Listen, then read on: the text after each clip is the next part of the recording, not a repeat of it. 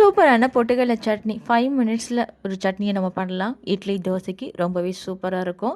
சின்னவங்கள்லேருந்து பெரியவங்க வரைக்கும் ரொம்பவே விரும்பி சாப்பிட்ற இந்த சட்னி எல்லாருக்குமே ரொம்பவே பிடிக்கும். அதுவும் குழந்தைங்களுக்கு சொல்லவே வேணாங்க, ரொம்பவே சூப்பராக சாப்பிடுவாங்க. கண்டிப்பாக நீங்களும் இந்த மாதிரி ட்ரை பண்ணுங்கள். நம்ம சேனலை சப்ஸ்கிரைப் பண்ணாதவங்க சப்ஸ்கிரைப் பண்ணிக்கோங்க. பொட்டுக்கடலை இருந்தால் போதும், சட்னி ரெடி ஆகிடும். இப்போ பொட்டுக்கடலை 1 கப் பொட்டுக்கடலை மிக்ஸி ஜாரில் போட்டுக்கலாம். தேங்காய் கொஞ்சம் போட்டுக்கலாம். பச்சை மிளகா ஒரு 3 போட்டுக்கலாம். 4 சின்ன வெங்காயம், 3 பூண்டு, 2 துண்டு இஞ்சி, போதுமான அளவு உப்பு, தண்ணி ஊற்றி இதை நல்லா அரைச்சி எடுத்துக்கலாம். இதை வந்து ஒரு பவுலில் வந்து நம்ம ட்ரான்ஸ்ஃபர் பண்ணிக்கலாம். இதை வந்து தாளிக்கிறதுக்கு ஒரு கடாயில் எண்ணெய் ஊற்றிக்கலாம். எண்ணெய் நல்லா காஞ்சதும் 1/4 டேபிள் ஸ்பூன் கடுகு, பட்டை மிளகா, உளுத்தம்பருப்பு, கருவேப்பிலை, இது எல்லாத்தையும் வதக்கிட்டு இது கூட சட்னி கூட நம்ம போட்டுடலாம். இப்போ 5 மினிட்ஸில் நமக்கு சட்னி ரெடி ஆகிட்டு. கண்டிப்பாக நீங்களும் ட்ரை பண்ணி பாருங்கள்.